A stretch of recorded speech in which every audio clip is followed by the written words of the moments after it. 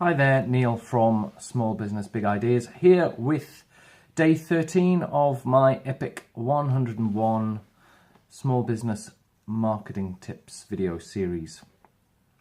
Just a quick recap for those of you who don't know what this is all about.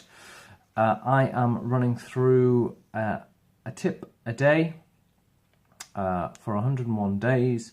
It's using a list which I came across as inspiration. So these aren't necessarily my tips, but I have borrowed these from a website called thebalance.com, who produced a list of 101 small business marketing tips in their useful small business section.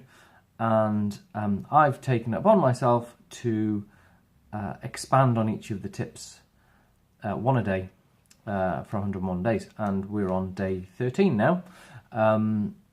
The first week or so's tips are all about the fundamental strategy side of things, such as really important stuff such as having a marketing plan, knowing who your customer target audience is, knowing what your USP is, all that sort of really important fundamental meaty stuff.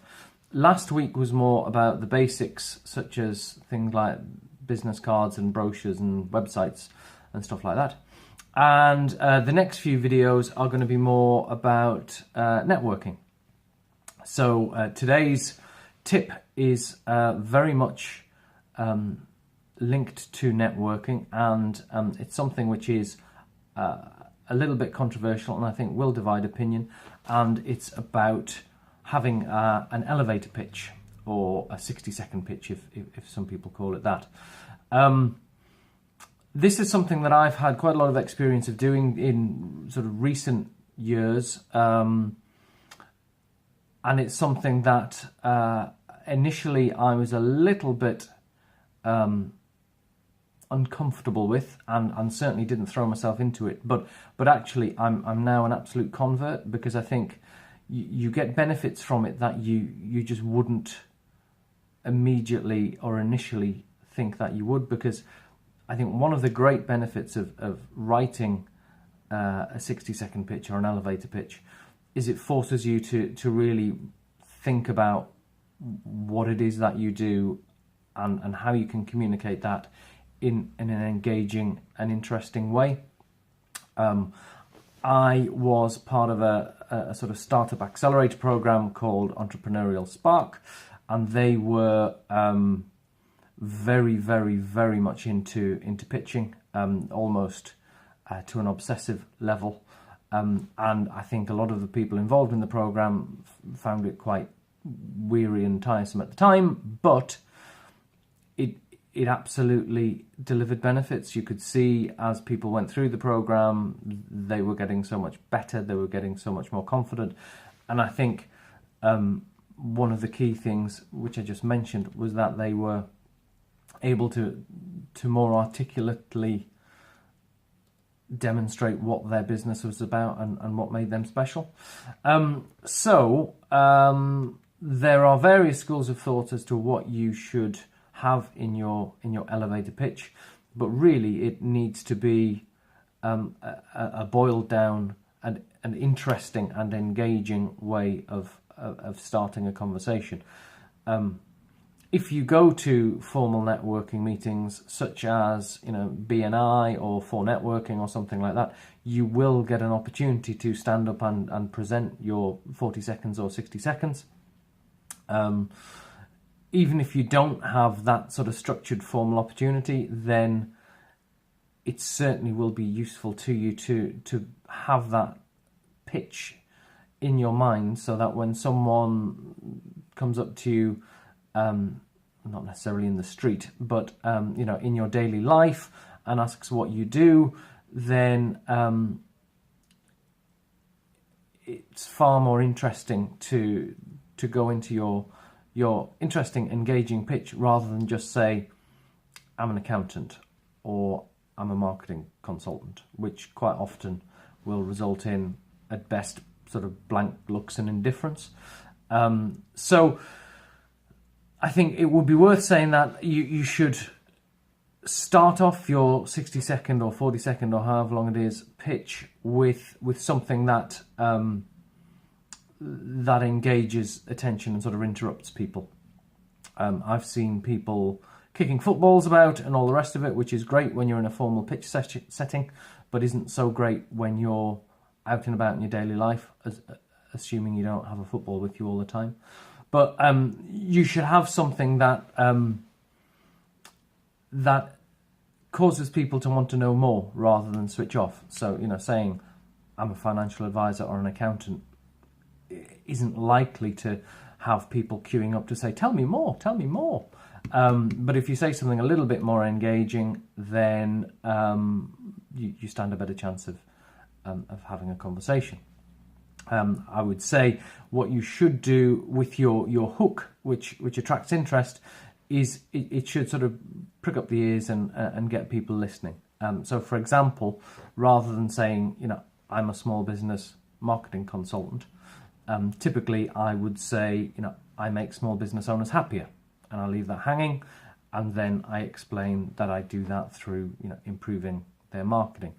But I think that initial I make small business owners happier is a little bit unusual in the context of everybody else saying I'm and this is what I do, and it does make people sit up and take a little bit more notice. After that, what you need to succinctly demonstrate is that you understand a particular problem and you have a solution for that problem, and you should always try and communicate a lot about the benefit to the consumer of your product or service, rather than lots of me, I. It should be a lot of you. So you need to check that out.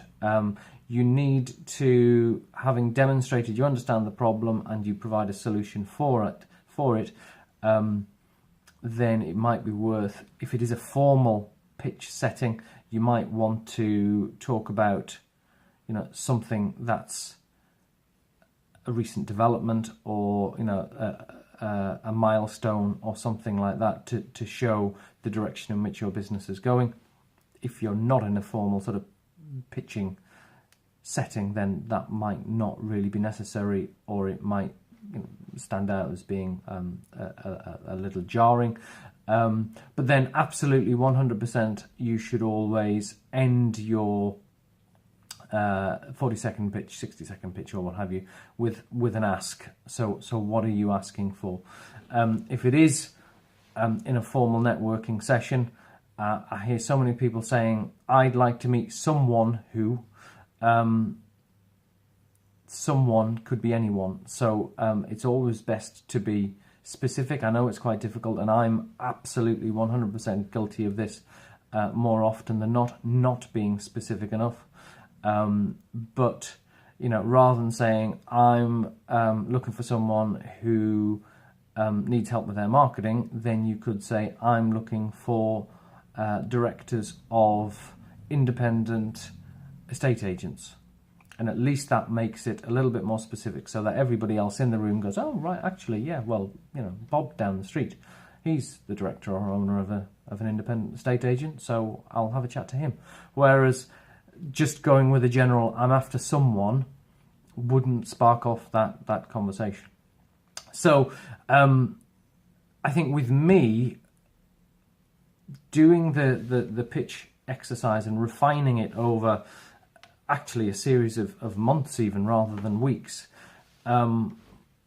did help me to actually get a better understanding as to my offering and what I'm actually here to deliver, and what I can bring to my potential target customer. So I think it is at times it can be a painful exercise, but it's a very worthwhile and meaningful one. Even if you're not going out there and networking at the likes of 4N or BNI or the Chamber of Commerce or something like that, then it is worth spending time to develop an elevator pitch. And I would say 60 seconds is probably the best time to allocate it.